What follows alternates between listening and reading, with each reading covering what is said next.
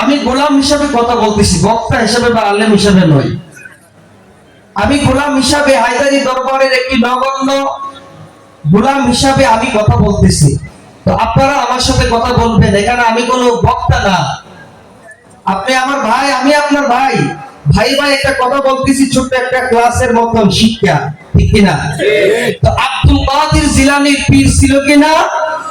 নাম কি? আবু সাইদ মাকজুবী রহমাতুল্লাহ আলাইহি।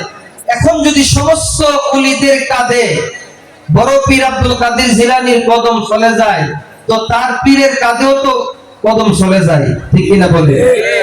কথা বলেন না, ঠিক কিনা? তাহলে বিয়াদবি হবে না? বলেন না, হবে কিনা? এখন দেখেন, খাজা মঈনুদ্দিন চিশতি সঞ্জারি আজমেরি রহমাতুল্লাহ আলাইহি পীর ছিলেন খাজা উসমান হারুনি রহমাতুল্লাহ আলাইহি, ঠিক কিনা? তো খাজা উসমান হারুনি রহমাতুল্লাহ আলাইহিকে যদি 10 জন চিনে, আর খাজা মঈনুদ্দিন চিশতি রহমাতুল্লাহ আলাইহিকে চিনে 100 জন, ঠিক কিনা? এখানে পীরের পরিচয় বেশি নাকি মুরিদের পরিচয় বেশি? মুরিদের পরিচয়টা বেশি হয়ে গেল না? খাজা বাবার নাম জানে না এবং মুসলমান নাই, কিন্তু ওনার পীরের নাম অনেকেই জানে না।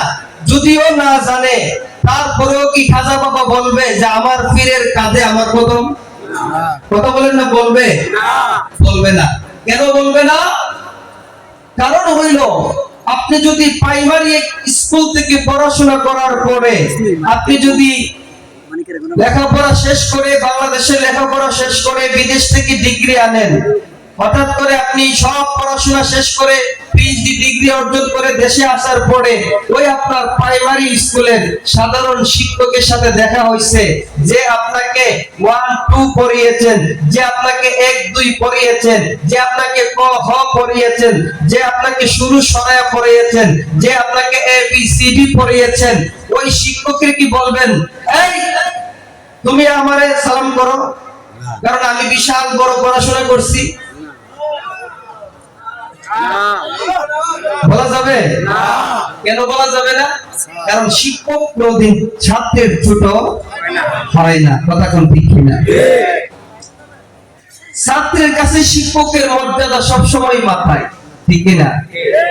তো যদি বলি বড় পীর আব্দুল কাদের জিলানীর কদম সমস্ত ওলিদের কাঁধে চলে যায়, তাহলে ওনার পীরের কাঁধেও চলে যায়, তার দাদা পীরের কাঁধেও চলে যায়। যাইতে যাইতে আমার নবী বলেন, আলিয়ুল ওলিউল্লাহ, আলী আল্লাহর ওলি। যদি আল্লাহর ওলিদের কাঁধে চলে যায়, তো আলীর কাঁধেও চলে যায়, মাওলা আলীর কাঁধেও চলে যায়।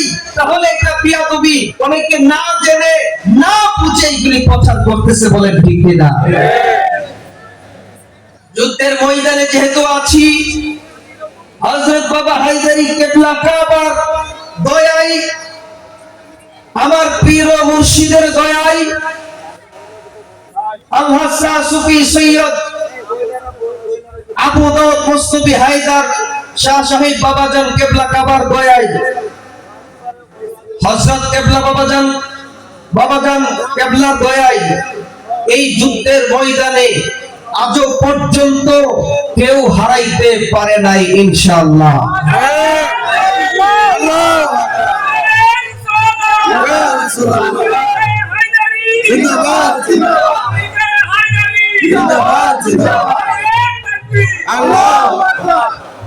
সেই সত্য তরিকা, সেই হায়দারি তরিকা এখন অধিকাংশ মানুষ শোনার পরে মনে করে এইটা আবার একটা নতুন তরিকা আবিষ্কার করলো। আচ্ছা বলেন, হায়দারি তরিকা নতুন নাকি প্রথম? সৃষ্টির তরিকা, সৃষ্টির শুরু যেখান থেকে তরিকত শুরু হয়েছেন, আমার নবী বলেছেন, আমি নবী শেষ নবী, আমার পরে কোনো নবী নাই।